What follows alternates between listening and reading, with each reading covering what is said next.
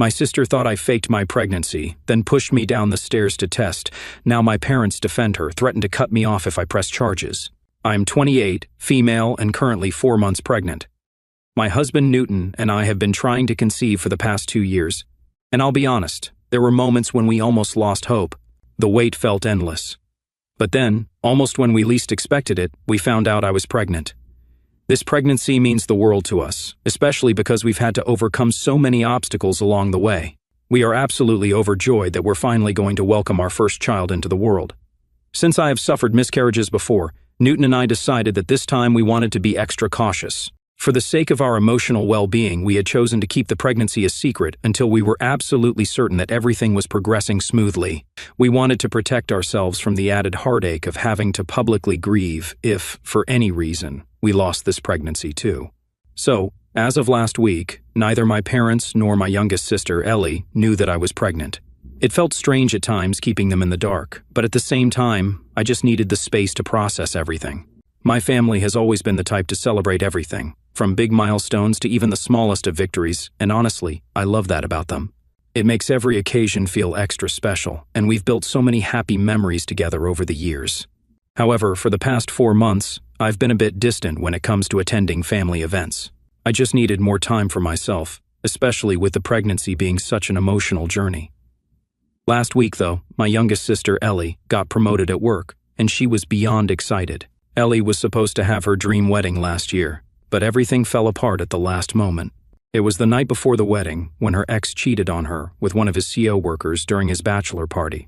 The next day, on the actual day of the wedding, the groom didn't even have the decency to show up and talk to Ellie. Instead, one of his friends came to deliver the devastating news that he had decided to back out of the wedding entirely. Our entire family was shocked, and the whole situation was incredibly embarrassing. We had put so much into preparing for her big day, and it was supposed to be one of the happiest moments of her life. Ellie was absolutely devastated, completely heartbroken. She had been so excited and full of hope for her future with this man, only to have it all shattered in such a cruel and public way. After that, Ellie threw herself into her career. It was her way of coping, her way of staying busy and distracted from the hurt. She's always been ambitious and hardworking, but after the wedding fiasco, her dedication to her job reached a new level. So, now that she got promoted, it was a huge milestone for her, both personally and professionally. That's why she wanted to throw a celebration to mark the occasion and practically begged me to come. She mentioned that she hadn't seen me in a while, and I could tell she really missed having me around. My parents were also encouraging me to show up, asking me repeatedly to attend, and telling me how much it would mean to Ellie. I really didn't want to disappoint her, especially since I hadn't been present at the last few family gatherings, so I finally agreed. But the thing is, I didn't want to steal the spotlight from Ellie on her big night by showing up visibly pregnant and having the focus shift away from her achievement. That was the last thing I wanted. I wanted her to have her moment, and I didn't want to take away any attention. But with the baby bump growing, it was getting harder and harder to hide. Still, I thought I could manage it for one night. I decided to wear a long, flowy dress that would help conceal my midsection, and I even went so far as to wear shapewear to minimize the bump as much as possible. I was determined to keep the focus on Ellie and her promotion. When I showed up at Ellie's party, everything seemed to be going according to plan. No one suspected a thing, and I breathed a little easier knowing that my efforts to hide my pregnancy were working. My mom did make a comment, though. She noticed that my face and arms looked a bit chubbier than usual, but I had already thought about how to handle situations like that. So I quickly joked back, saying I'd just been eating a lot lately.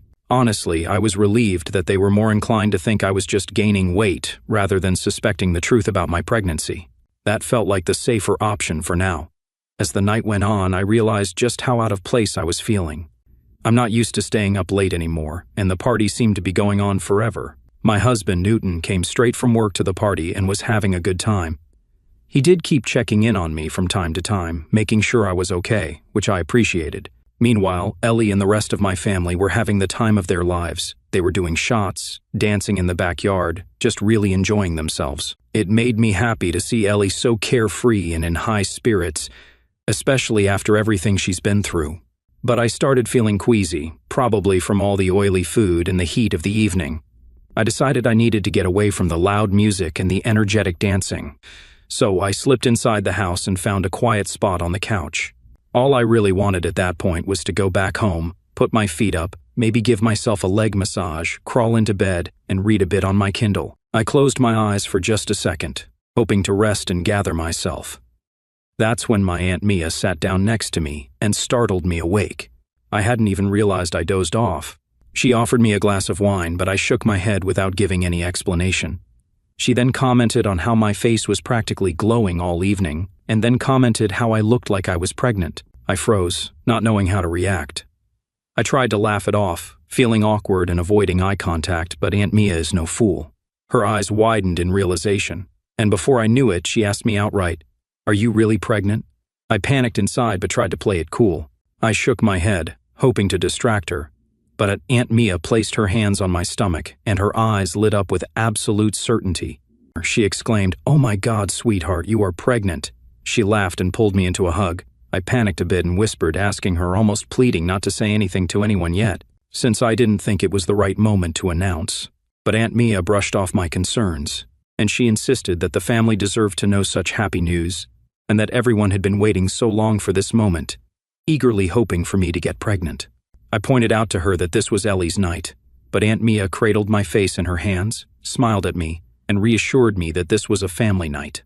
Since everyone had gathered together, it was the perfect time to share and asked me not to overthink it. Before I could stop her, Aunt Mia got up and walked outside, where everyone was still dancing and celebrating. My heart dropped as I watched her. Aunt Mia, with all the enthusiasm in the world, gathered everyone's attention. She told them that she had some big news to share, and then, without missing a beat, she pointed directly at me and announced to everyone that I was pregnant. For a brief moment, there was silence as everyone took in what Aunt Mia had just said, and then the entire party erupted. My family rushed towards me, surrounding me in a wave of hugs, cheers, and congratulations.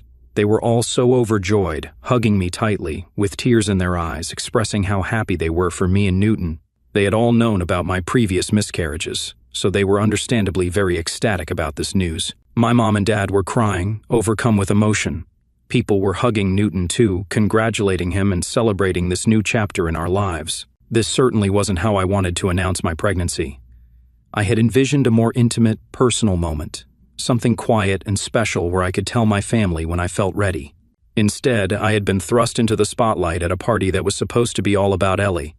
And that's when I noticed her standing off to the side, trying her best to smile, but clearly feeling out of place. She wasn't joining in the celebration and was avoiding eye contact with me. I felt a wave of guilt wash over me, knowing that I had tried so hard to avoid exactly this kind of situation. I walked up to her and told her how sorry I was that Aunt Mia revealed my pregnancy.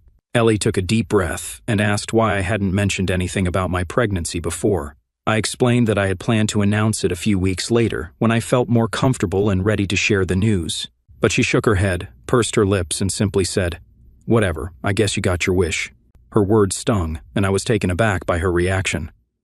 I tried to reason with her, but Ellie didn't seem to be in the mood for a discussion. She took a sip of her wine and walked away and didn't pay any more attention to me.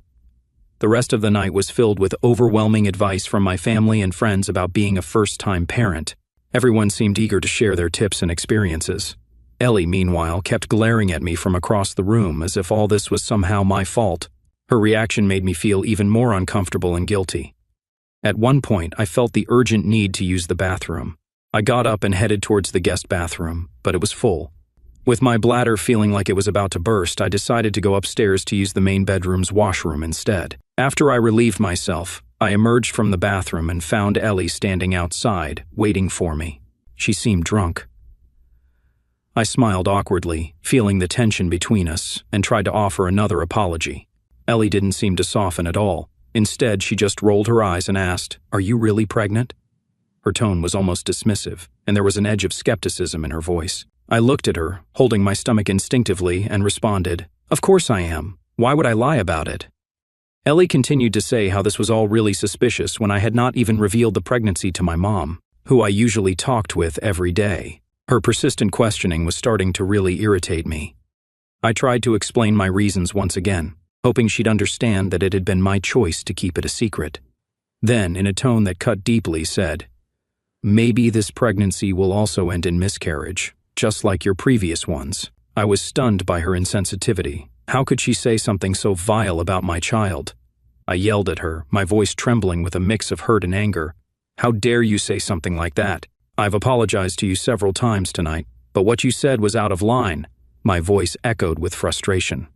Ellie shot back, expressing her bitterness about me stealing her spotlight, especially after everything she had been through last year. I tried to remind her that I had been there for her through her heartbreak, spending countless nights at her place helping her heal after her groom abandoned her. I would never intentionally overshadow her, and if she was angry about how things turned out, she should direct her frustration at Aunt Mia, who had outed me without my consent. Ellie, however, continued to blame me. Feeling utterly drained and fed up with the argument, I decided it was best to walk away and go back downstairs. I needed some space and time to process everything, hoping that Ellie would calm down and we could address things later. Ellie was following me close behind as she kept repeating how I was being selfish and how I should have just let her have one night to herself. I ignored her, but as I reached the stairway to go downstairs, I suddenly felt a forceful push from behind. My eyes widened in shock as I stumbled, struggling to regain my balance.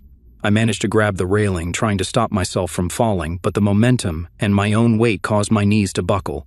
I lost my footing and ended up falling headfirst down the stairs. In a split second, my instincts took over. I used my hands to protect my stomach, trying to shield my baby from the impact. My body slammed down the stairs, and the full weight of my fall pressed down on my wrists. The fall was brutal. I felt an intense crack and sharp, searing pain shoot through my hands. The pain was immediate and overwhelming, and I cried out in agony as I lay there crumpled on the stairs. The world around me seemed to blur. The pain in my wrists was excruciating, but my primary concern was for the baby, whether the fall had caused any harm. The commotion of my fall and my cries for help quickly drew the attention of the rest of the family. They rushed over in a panic, their faces filled with concern and alarm. The room was suddenly chaotic as everyone tried to make sense of what had just happened. My husband immediately picked me up and brought me down the stairs. I was in a lot of pain and kept repeating that Ellie had pushed me down the stairs. Everyone looked shocked. All eyes turned to Ellie, who was standing behind me, looking guilty and silent. My husband screamed at her as he confronted her about how she could push a pregnant woman down the stairs.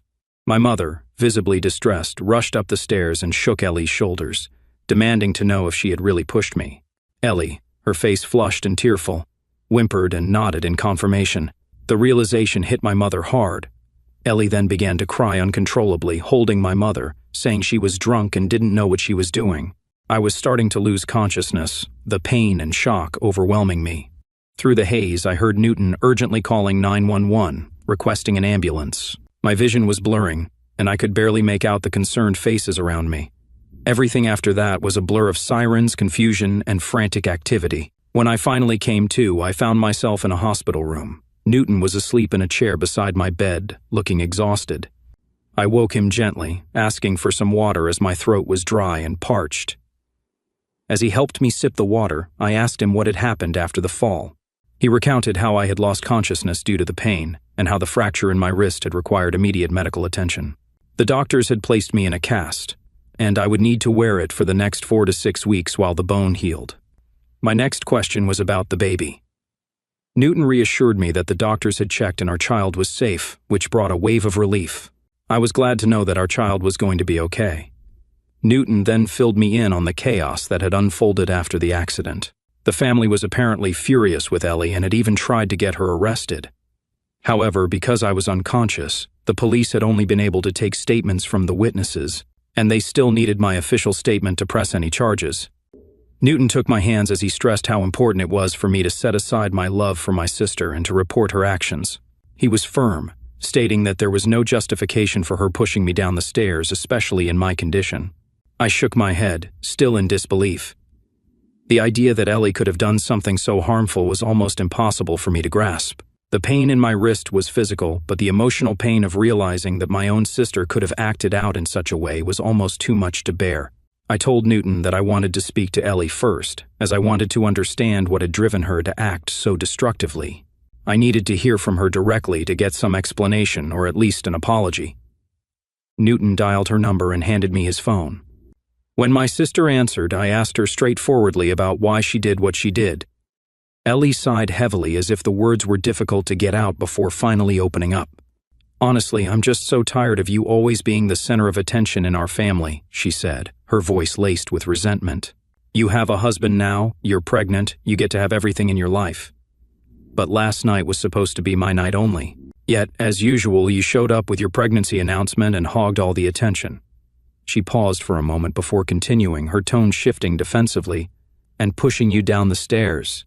That was just a harmless prank. I didn't even think you were really pregnant at first. I didn't mean for it to be such a big deal." Her words were shocking and hurtful. I couldn't believe that she had decided to push me down the stairs, essentially endangering my life, just because she did not want to believe me. Before I could react, Ellie continued to say, "I've been through a lot with my failed engagement, and for you to just show up and rub your happiness in my face was just too much. Next time, I'm sure you will think twice before trying to overshadow me again." I was stunned by her explanation. She had absolutely no remorse and was basically blaming me for her actions. She had not even once apologized. My mother, who had been listening on the other end, took the phone from Ellie and asked me how I was doing. I hadn't realized my parents were still there with my sister. I told her that my baby and I were doing fine and that I had a wrist fracture. My mom told me that she, Dad, and Ellie had stayed up all night at Ellie's place after the party because they were all worried about me. I scoffed and pointed out that they could have waited for me at the hospital rather than stay with my sister if they were so worried. My mom then told me how she and Dad had been talking to Ellie, and both of them felt like she wasn't in the right state of mind since yesterday. She urged me to not report my sister to the police as this was just a stupid drunk mistake, despite what others are telling me. I was stunned by my mother's plea. "Why are you defending Ellie when she hasn't even apologized to me?" I asked, trying to make sense of the situation. My mom sighed heavily and explained that Ellie was struggling with a lot right now. She mentioned that Ellie had been crying nonstop since I had embarrassed her in front of everyone. I reminded my mom that the real issue was that Ellie had pushed me down the stairs and they needed to focus on that first. My mother started emphasizing how family is family and that fights like this sometimes happen between sisters. She pointed out how Ellie had never done this to me before, which was true, but at the same time, it did not excuse her behavior now. My mom commented that it was not worth pursuing charges over a wrist fracture, and that she and Dad would make sure this never happens again. My frustration reached its peak. I firmly stated that before I called her, I was a bit confused. However, after talking to Ellie, my mind was made up and she needed to be taught a lesson. My mom, growing increasingly upset, warned me that filing charges could destroy Ellie's career and begged me to reconsider. I told her that I couldn't care less about anything at that moment. In a final attempt to sway me, my mother threatened that she and Dad would disinherit me if I went through with pressing charges against Ellie, as this would be a permanent record on her and could affect her for the rest of her life. Her threat shocked me, but I decided not to back down. After the phone call, I went ahead and filed a case against my sister. Am I the a-hole for potentially destroying my sister's life even though she has shown no remorse? Update 1. Just wanted to update that my sister has finally been arrested. My parents have been calling me and my husband non-stop, but we have silenced our phones. Newton is extremely upset by how my parents seem to be favoring my sister over me. Meanwhile, Newton's family and other relatives have reached out to offer their support and express their concern. Everyone agrees that pressing charges against my sister was the right decision. After reading some of your comments, I'm even more worried about my baby's safety. If Ellie could push me down the stairs, I'm concerned that she might also pose a threat to my baby in the future. Hence, I'm planning to get a restraining order against her so that she cannot come near me or my family again. Update 2.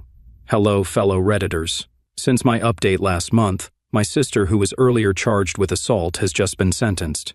Her lawyer, whom my parents fully paid for, was excellent and presented a strong case. Since it's her first offense, she was given a probationary period. The judge ordered Ellie to cover my medical bills, attend 6 months of mandatory counseling, and have regular check-ins with a probation officer. My parents are still furious with me, but are also too intimidated to confront me after the backlash they've been receiving from the rest of the family. I've openly admitted to everyone about how my parents wanted me to protect Ellie by not pressing charges against her. Relatives from both my side and my husband's side have reached out to my parents and told them off. My mom and dad continue to insist that Ellie is going through mental struggles, but nobody thinks it's a valid excuse for what she did to me. I hope, for Ellie's sake, my parents do take her to see a psychiatrist so that she can get better. Following the sentencing, I've applied for a restraining order to ensure she can't come near me or my family again. For everyone asking if my sister was really always good to me while we were growing up, or maybe I missed some signs, honestly, I'm not sure how to answer that. Yes, we had our usual disagreements and fought sometimes, but I never imagined she harbored such deep resentment towards me as her older sibling. I've always loved her deeply and never thought she was capable of pushing me down the stairs just out of spite. Trust me, I am as shocked as the rest of you. I guess it's true when they say it's often the people closest to us who can end up betraying us. Update 3, it's been 5 months since I last updated here. Me and Newton haven't seen or been in contact with Ellie or my parents. 5 days ago, I gave birth to my baby. Newton and I have been discharged from the hospital, and now we're doing our best to care for our newborn son. Last night, just before we sat down for dinner, I heard a knock at the door. When I opened it, lo and behold, it was my mother standing there on my doorstep. I was completely taken aback. I did not expect to see her at all. I cautiously asked, "What are you doing here?" My husband stepped up beside me and stood protectively in front as he was as confused as me to see her on our doorstep. My mother immediately started gushing, telling me how she had heard from some of the relatives that I had given birth, and she just had to come over to meet the baby. Her excitement seemed out of place considering everything that had happened between us recently. She went on talking about how she and Dad were thrilled to finally be grandparents. She mentioned that Dad would be arriving shortly with some wine and baby gifts, so that we could all celebrate together as a family. I exchanged a look with Newton, both of us in disbelief. Was my mother really acting like the last few months hadn't happened? I reminded her, as calmly as I could, we hadn't spoken to her in the last 5 months after she decided to support Ellie over me. Yet, now here she was, standing on my porch acting as though we were all on good terms, just because I had given birth like we were about to have some joyous family reunion. Newton told my mom that she had forfeited her right to be a grandparent the moment she chose not to be a good parent to me first. He reminded her how inhumanly Ellie had treated me, and had she not been my sister, he would have beaten her up right then and there. However, being a mother, she had protected that monster over me. His words were firm, and I could tell they hit a nerve. My mother's face shifted, and she looked furious. She tried to argue back, insisting that she did what she had to do, and that those were things of the past. She argued that we couldn't just cut her and her husband out of our child's life. She pointed out how unfair it was for us to keep her away from her grandchild. But Newton wasn't having it. He reminded her that this was our son. It was our decision who got to be involved in his life, and both of us didn't feel comfortable having her around in our lives. My mother continued to argue that Ellie had actually been diagnosed with depression, so that explained why she did what she did to me. I shook my head in frustration as my mother continued to justify that Ellie felt terrible for what she did and was working on getting better. She assured me that with the birth of my son, we could all finally be one happy family and let go of the past. I scoffed and pointed out how I did not want to do any such thing. She thought she could just sweep everything under the rug and be part of our lives again, but things had changed. There was no going back to the way things were. I couldn't handle much more of the situation, so I asked my mom to leave. I didn't want to spoil my mood further, especially not after everything that had already been said. But right at that very moment, my dad arrived in our driveway. He got out of the car holding a big teddy bear and a big basket of gifts. I had no energy left to keep arguing with my parents. I didn't even understand how they had the audacity to just show up unannounced.